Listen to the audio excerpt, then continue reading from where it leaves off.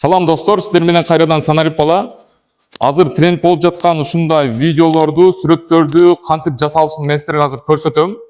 Андыктан менин баракчама катталып, лайк басып коюңуз, анда эмесе кеттик. Беш кезекте биз могу Gemini платформасына киребиз. Киргенден кийин бул жерде плюс баскычын басып, биз интернеттен көчүргөн сүрөттү жүктөйбүз.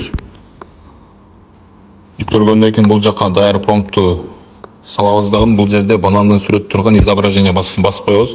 Андан кийин отправить деген баскычты бассак, бизге кыска убакыттын аралыгында азыр тренд болуп жаткан сүрөттү даярдап берет. Мына достор, дал ушундай сүрөтүбүз даяр болду. Бул сүрөттү телефонубузга жүктөп алабыз.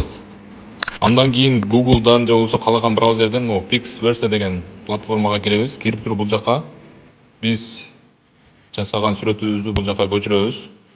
Көчүргөндөн кийин бул жерге ушундай промпту салабыз. Салгандан кийин бул жерге сүрөтүбүз көчтү. Андан кийин бул создать деген баскычты бассак, мына биздин сүрөтүбүздү ушундай кылып кыймылга келтирип берди. Бул сүрөтүбүздү скачать баскычы аркылуу телефонубузга жүктөп алабыз. Жүктөп каалаган максатыбызда колдоно берсек болот. Ушундай жасалма интеллект платформаларын колдонуу аркылуу каалагандай сүрөт, видеолорду, трендтерди жасасаңыздар болот. Видеону жоготуп албаш үчүн сактап коюңуз жана жакын досторуңузга жөнөтүп коюңуз. Сиздер менен Санарип бала болду. Кызыктуу видеолор али алдыда.